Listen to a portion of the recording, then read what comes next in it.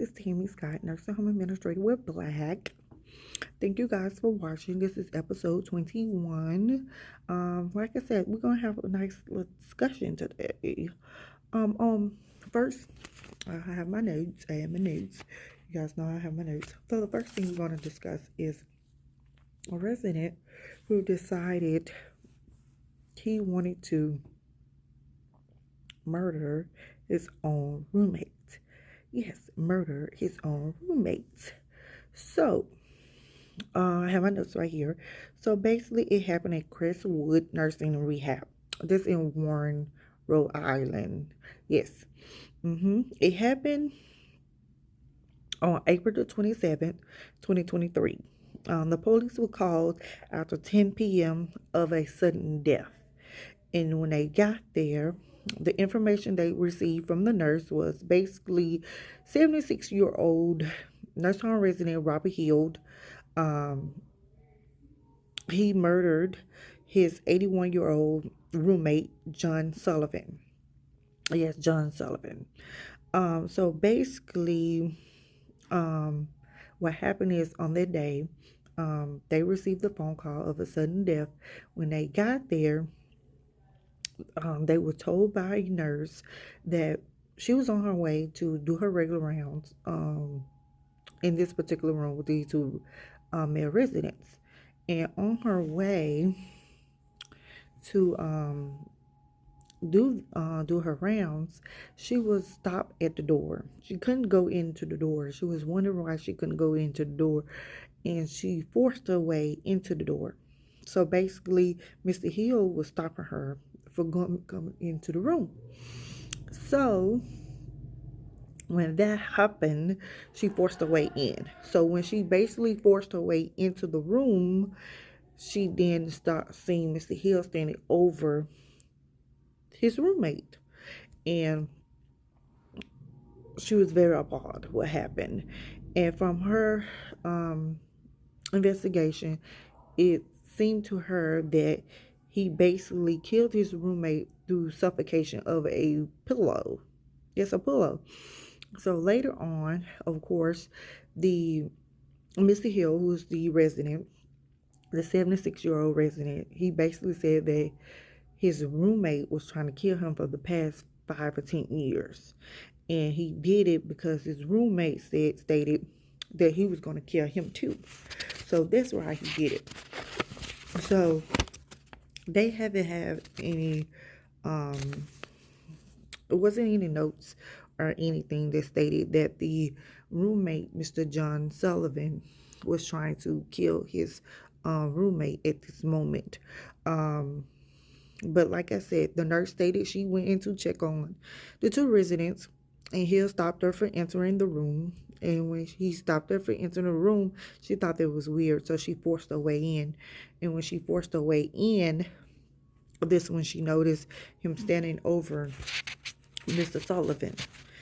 And it was believed to her that he suffocated his roommate with a pillow.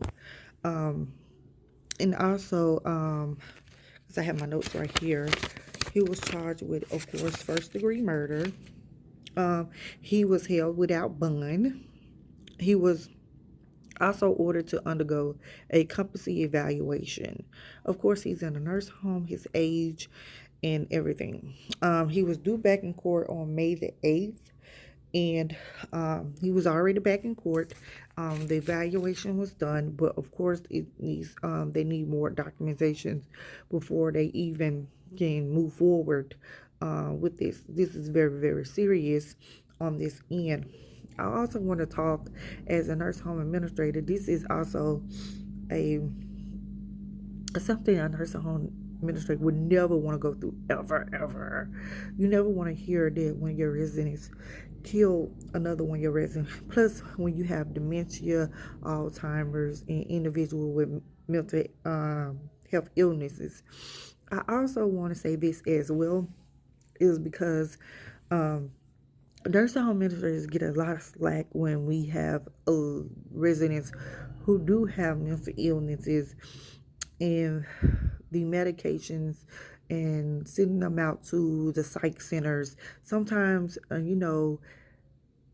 it becomes a lot on a nursing home administrator to do that, and to the point where we can care for them. And if we can care for them, this can be one of the reasons for us to be able to give a discharge if they on Medicaid.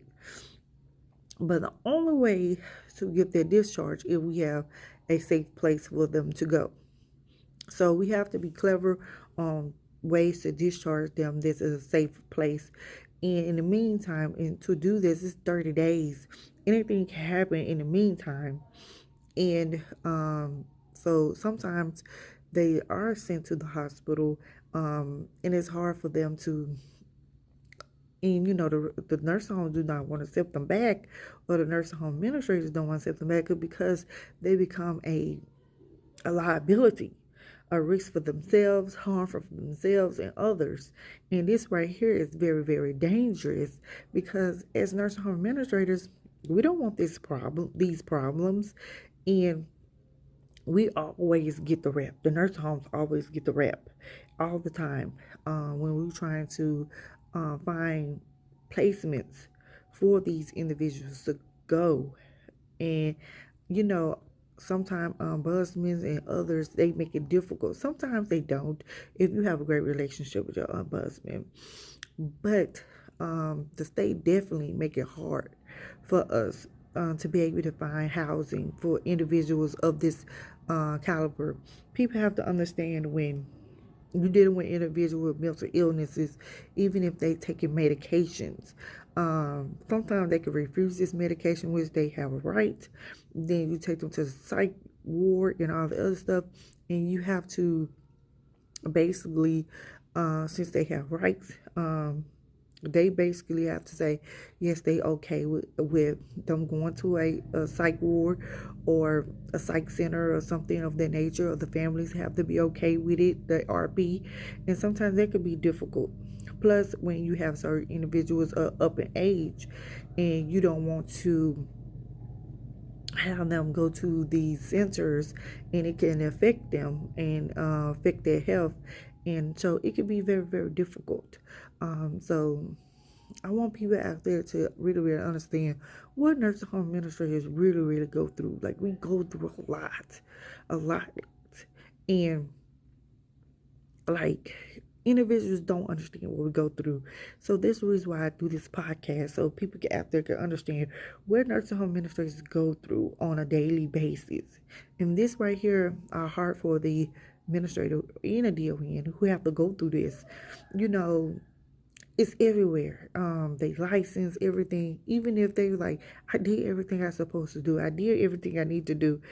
And just to know that you have residents that was in the same room and this happened. Now the investigator, the state, want to go in and ask how long they probably been a roommate.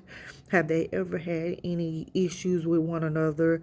Now they're going to go look and see, is there any type of investigations that they had, or with these two behavior issues, have they ever had any complaints with one another?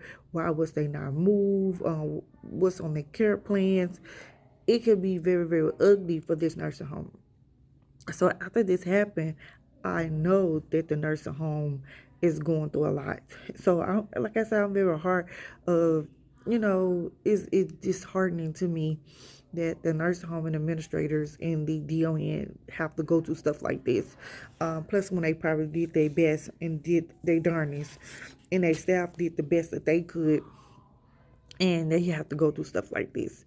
And because you're talking about being in a nursing home, sometimes these individuals probably on a hourly or 2-hour checks. You talking about suffocation. They don't even take long at all.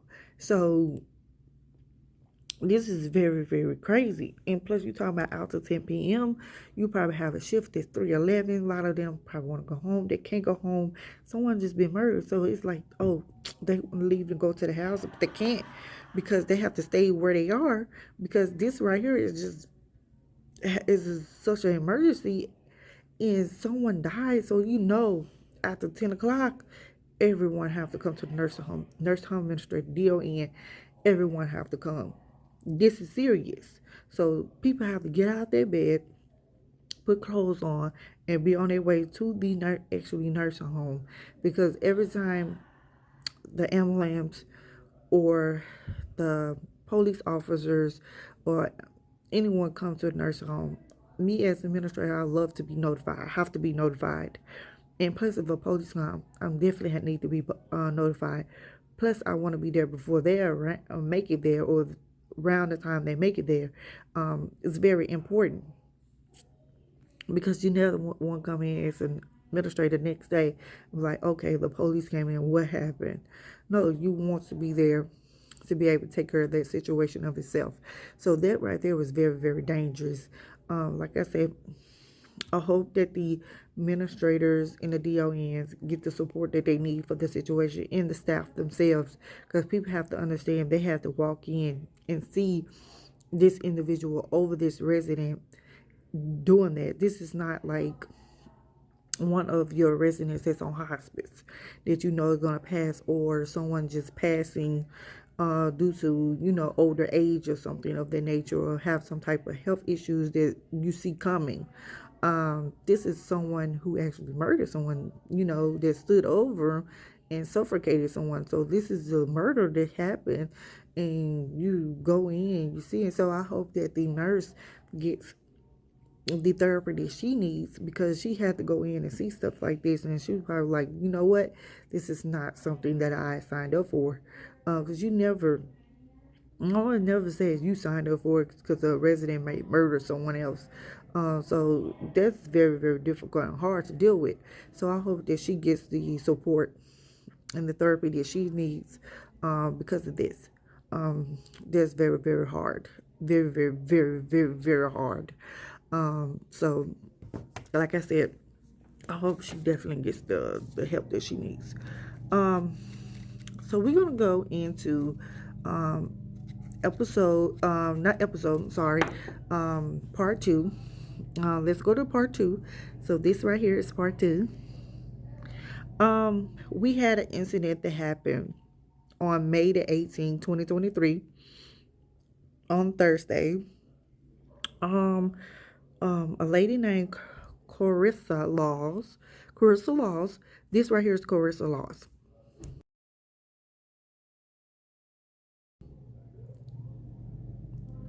So you guys got to see Carissa Laws. Okay, she's in Cobb County in Georgia.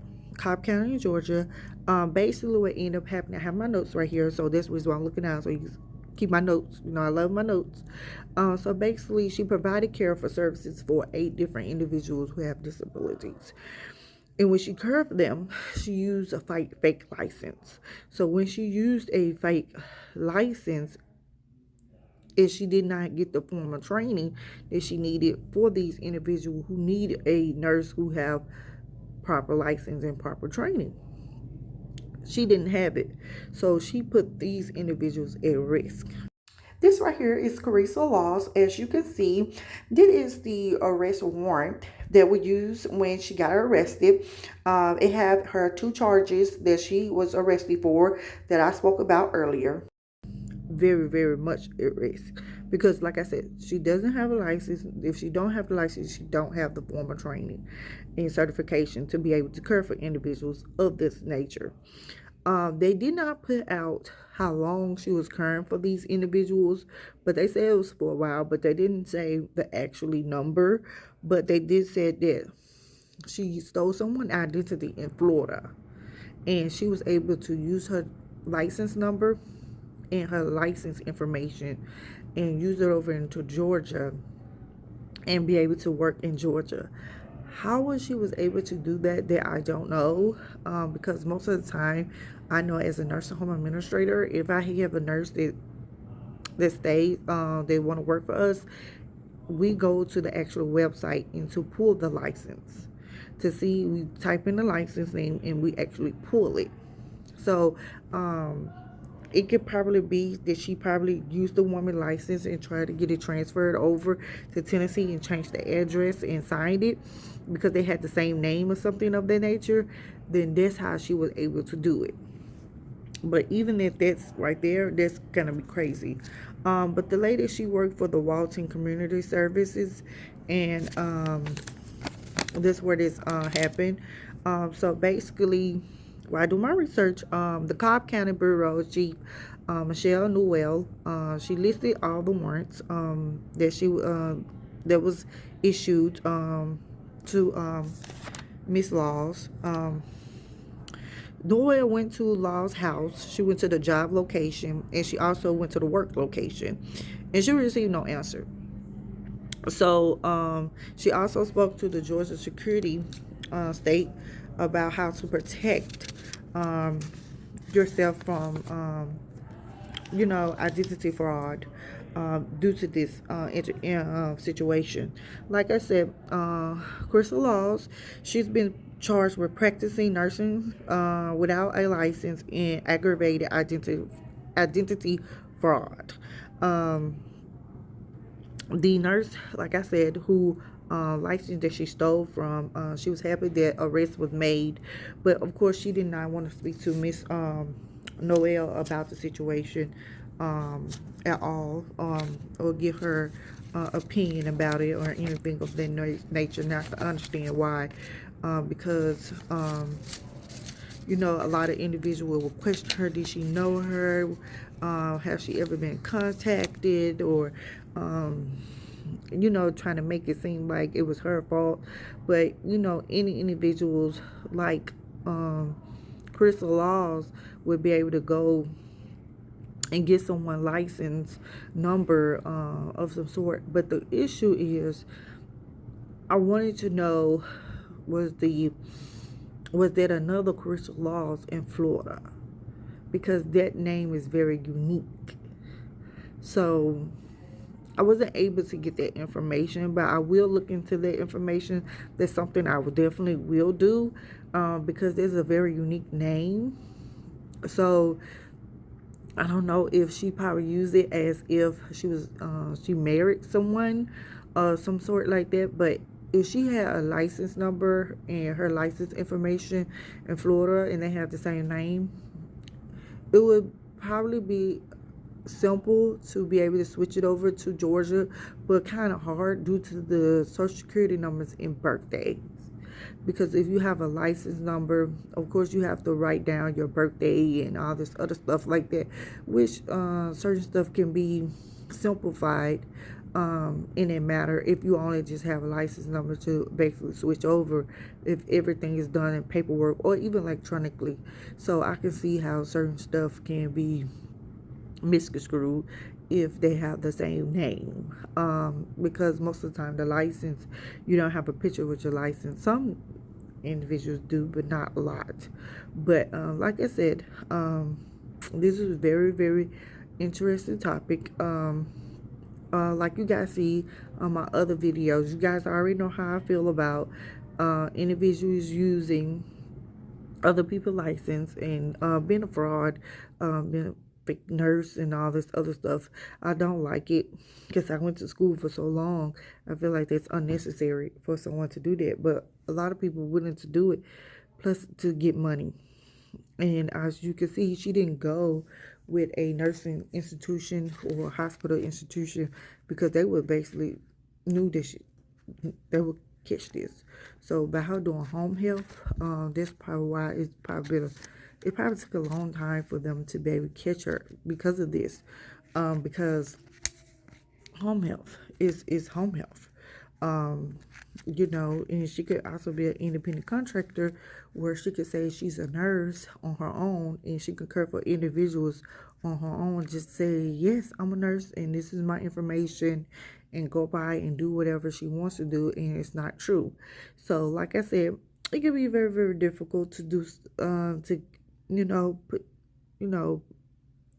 get everything, situated and put your hands on it and control certain situation. There are some individuals out here who are very, very, very, very skillful, and they can find ways to be able to manipulate the system. And when they do, the system, that's what end up happening and making the new rules and laws. And when the new rules and laws come, it can make it more stricter for other individuals because of all this stuff, the stuff that's happening.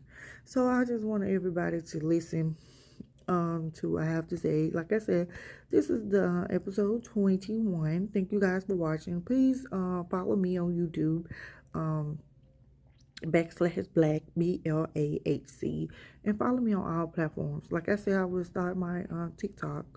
That will be coming soon, so keep tuned, and thank you guys for watching. All right, bye.